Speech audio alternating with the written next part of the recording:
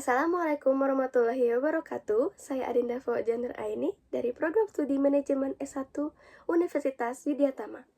Hari ini saya akan melakukan presentasi yang berjudul Dampak Ketidakseimbangan Bahasa Indonesia dan Bahasa Asing di Lingkungan Kerja.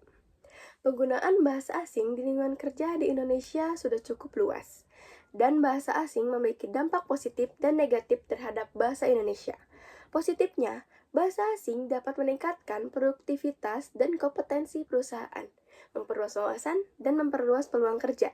Namun, negatifnya, penggunaan bahasa asing yang berlebihan dapat menggeser penggunaan bahasa Indonesia, mengurangi pemahaman akan bahasa Indonesia yang baku, dan bahkan mengancam kelestarian bahasa daerah.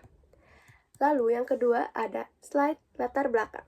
Di slide ini ada beberapa poin-poin penting yang termasuk ke dalam latar belakang.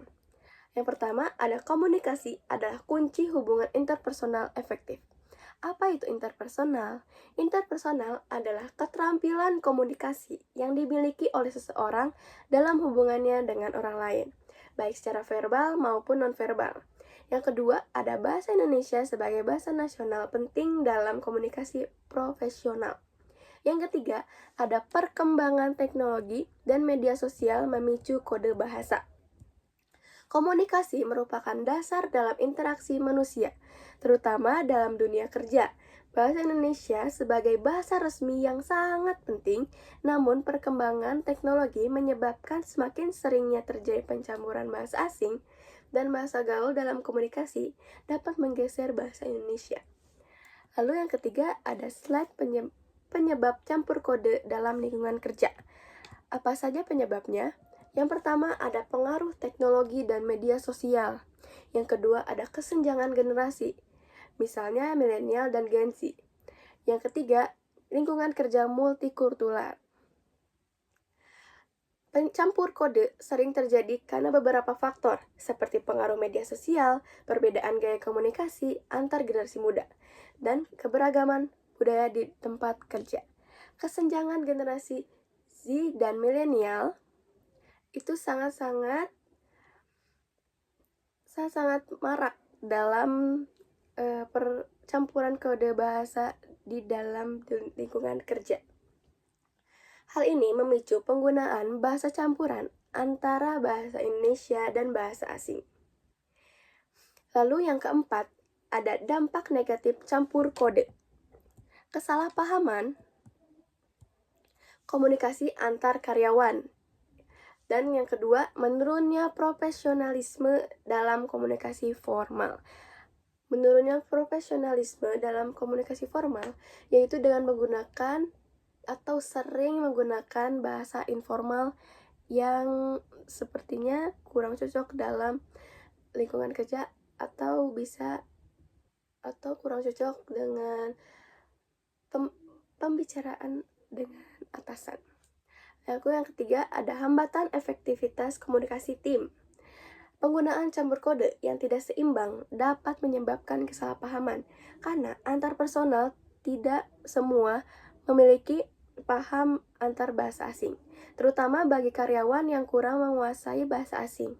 Selain itu, penggunaan bahasa informal di situasi formal bisa menurunkan citra profesional dan menghambat kelancaran kerja tim. Yang kelima, ada pentingnya penggunaan bahasa Indonesia yang baik. Yang satu, menunjukkan profesionalisme. Yang kedua, meningkatkan kejelasan dan efektivitas komunikasi. Yang ketiga, ada memperkuat citra individu dan organisasi. Tata bahasa Indonesia yang benar sangat penting untuk membangun citra profesional dan memastikan pesan tersampaikan dengan jelas, sehingga komunikasi di lingkungan kerja menjadi efektif dan kredibel. Yang keenam, ada kesalahan umum dalam menggunakan bahasa. Yang kesatu, ada penggunaan kata tidak baku dalam komunikasi resmi. Kesalahan ejaan dan tanda baca yang membuat kesalahpahaman terjadi. Yang ketiga, struktur kalimat yang salah. Struktur kalimat yang salah akan menyebabkan kesalahpahaman juga. Ketika kita ingin menanyakan, tetapi kalimat yang kita gunakan itu bukan untuk mempertanyakan, tetapi seperti memaksa atau menjelaskan, hanya menjelaskan saja. Penjelasan, banyak kesalahan bahasa yang terjadi, seperti penggunaan kata gaul dalam surat resmi, salah ejaan, atau kalimat yang tidak jelas strukturnya, yang semuanya dapat mengganggu pemahaman dan profesionalisme. Yang ketujuh, ada strategi mengatasi ketidakseimbangan bahasa.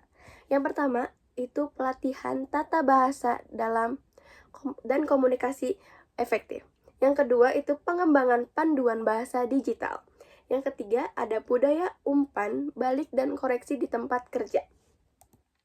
Untuk mengatasi masalah ini, perusahaan bisa mengadakan pelatihan bahasa, menyediakan panduan bahasa yang mudah diakses secara digital, serta membangun budaya umpan balik yang membangun agar penggunaan bahasa semakin baik dan konsisten. Kita ke slide kesimpulan, ada beberapa contoh, yaitu contoh dampak ketidakseimbangan bahasa Indonesia dan bahasa asing di lingkungan kerja.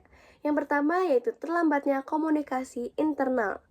Karyawan lokal yang kurang menguasai bahasa asing kesulitan memahami instruksi atau dokumen kerja dari atasan asing, sehingga menyebabkan kesalahan kerja. Yang kedua itu diskriminasi bahasa. Contohnya rapat kerja seluruhnya menggunakan bahasa asing tanpa penerjemah, sehingga hanya karyawan yang fasih bahasa tersebut yang bisa aktif berpartisipasi. Lalu yang ketiga, ada penurunan identitas dan budaya lokal. Ini yang sangat penting, harusnya tidak terjadi. Contohnya penggunaan bahasa asing yang dominan dalam semua dokumen dan komunikasi resmi membuat penggunaan bahasa Indonesia tersingkirkan. Yang keempat, ada kesalahan dalam menerjemah atau interpretasi. Contohnya, dokumen hukum atau kontrak yang diterjemahkan secara tidak akurat dari bahasa asing ke bahasa Indonesia bisa menimbulkan konflik hukum atau kesalahpahaman hukum. Dampaknya potensi kerugian hukum dan reputasi perusahaan. Yang terakhir yaitu ada ketimpangan akses pelatihan dalam informasi. Contohnya, modul pelatihan atau e-learning hanya tersedia dalam bahasa Inggris. Dampaknya karyawan yang tidak fasih bahasa asing kesulitan memahami materi pelatihan, sehingga pengembangan SDM tidak merata. Yang terakhir yaitu ada kesimpulan. Dalam kesimpulan juga memiliki poin-poin penting. Yang satu, tata bahasa Indonesia yang tepat penting untuk komunikasi efektif. Yang kedua, campur kode bahasa dapat menimbulkan hambatan komunikasi karena adanya kesalahpahaman juga. Lalu yang ketiga, pelatihan dan budaya bahasa profesional dapat meningkatkan kualitas komunikasi di lingkungan kerja. Singkatnya, penggunaan tata bahasa Indonesia yang tepat sangat penting untuk komunikasi yang jelas dan profesional. Meski campur kode bahasa sudah menjadi fenomena, perusahaan perlu mengelola dan mengimbangnya agar komunikasi tetap efektif. Sekian presentasi dari saya. Wassalamualaikum warahmatullahi wabarakatuh. Terima kasih.